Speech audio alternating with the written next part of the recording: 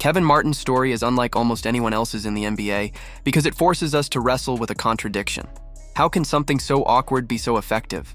That strange side-release jumper, flung from his shoulder like a kid trying to heave the ball across the street, looked like it belonged in a YMCA gym, not on an NBA court.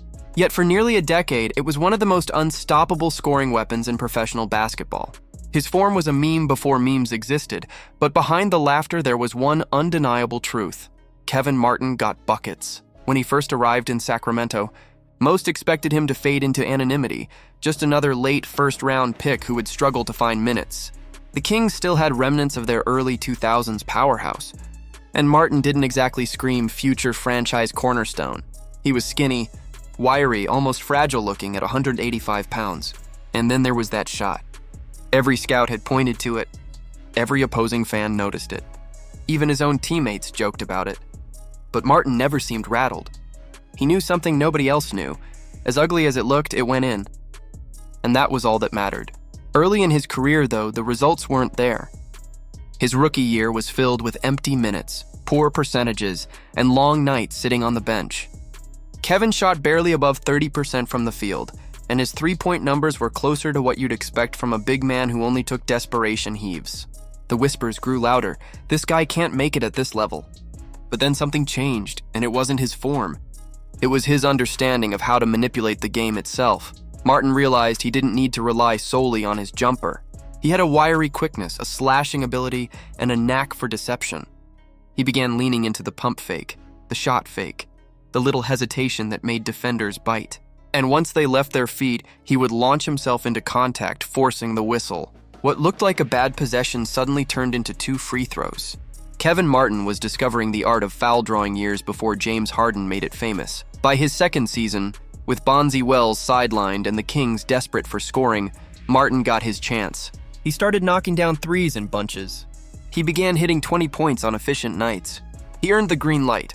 Sacramento fans who had mocked his jumper were now watching it splash through the net with alarming regularity.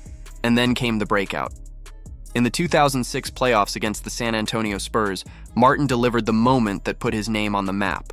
A clutch game winner, a fearless performance against the defending champions, and suddenly the awkward kid from Zanesville wasn't a punchline anymore.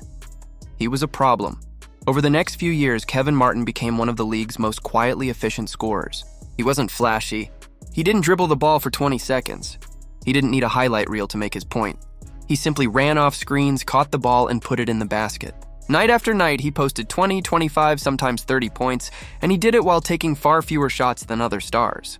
His true shooting percentages ranked among the best in the NBA. For a time, he was one of the league leaders in free throws attempted, a guard who lived at the line despite never having the muscle or physique of a traditional slasher. He had cracked the code, efficiency through simplicity, but Martin's rise also coincided with Sacramento's collapse. The Kings, once the darlings of the West, fell into dysfunction. Coaches came and went. The Maloof ownership floundered. Losing seasons piled up, and Martin's brilliance was lost in the haze of irrelevance. He could score 48 one night, 50 the next, and it barely made a dent in the standings. To casual fans, he was just another guy putting up numbers on a bad team. But to those who studied the game, Martin was a marvel. His game was a paradox. The shot was broken, but the results were pristine. The form was ugly, but the efficiency was beautiful. In an era that still valued mid-range jumpers and hero ball, Martin was essentially a prototype for the modern game. Threes, layups, and free throws.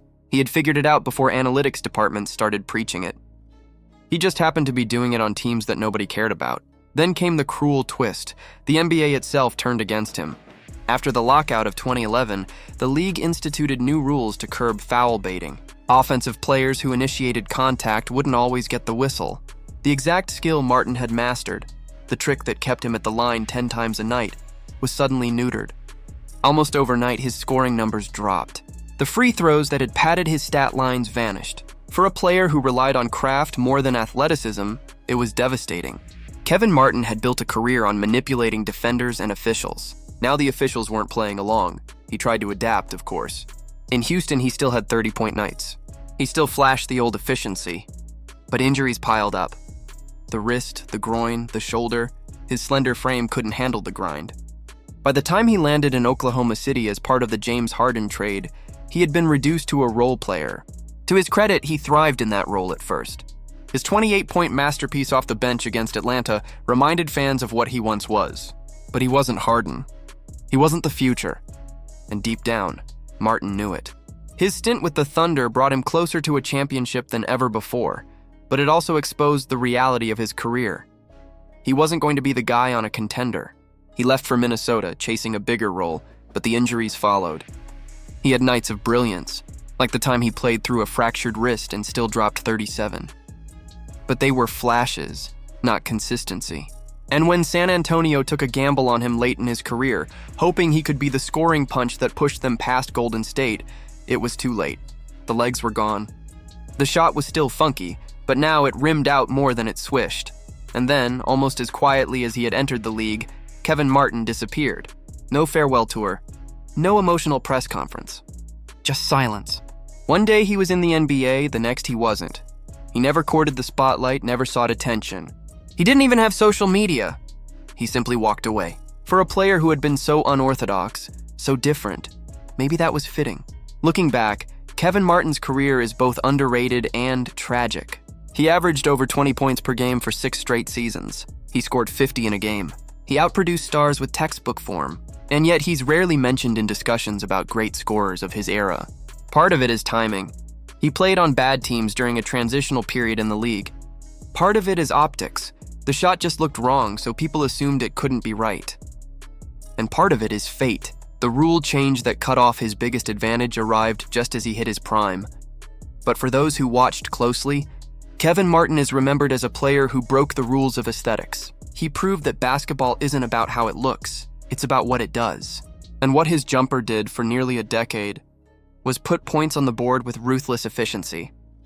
His legacy lives not in championships or MVP trophies, but in the way he foreshadowed the modern NBA. Guards today are praised for their ability to draw fouls, to shoot threes, to play with efficiency.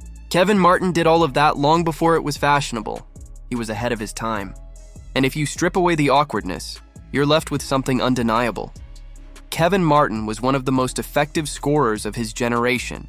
And maybe, in the end, that's all that matters.